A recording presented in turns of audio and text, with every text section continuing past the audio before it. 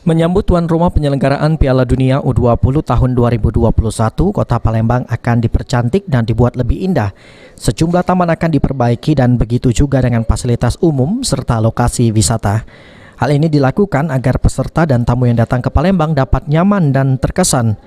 Sekda Kota Palembang Ratu Dewa menjelaskan, Pemkot Palembang siap mempercantik dan merenovasi Kota Palembang yang akan menjadi tuan rumah Piala Dunia U20.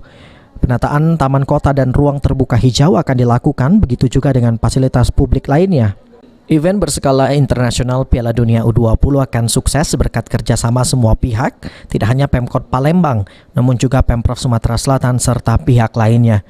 Selama ini telah dilakukan koordinasi dan perencanaan untuk mempercantik Kota Palembang. Pihak Pemkot melalui Dinas PUPR Palembang sudah mengusulkan dana kepada Pemprov untuk mempercantik Kota Palembang. Selain itu, drainase di jalan-jalan protokol tengah diperbaiki agar pada saat hujan tidak terjadi banjir atau genangan air.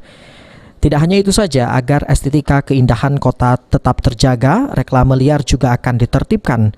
Dan diharapkan nantinya event berskala internasional ini dapat meningkatkan perekonomian masyarakat Palembang, terutama dari kalangan UMKM.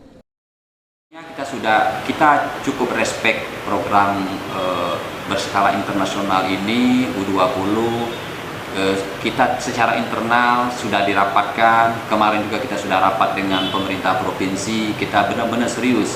Pertama, hospitality-nya Palembang, menyiapkan pertamanannya, menyiapkan drainasenya di jalan-jalan protokol, penertiban reklame dan lain sebagainya. Apalagi event ini kan sangat bergengsi bagi pemerintah Kota Palembang, tidak hanya menggeliatkan dari sisi ekonomi, tapi tampilan pemerintah kota juga harus mencerminkan memang kota internasional.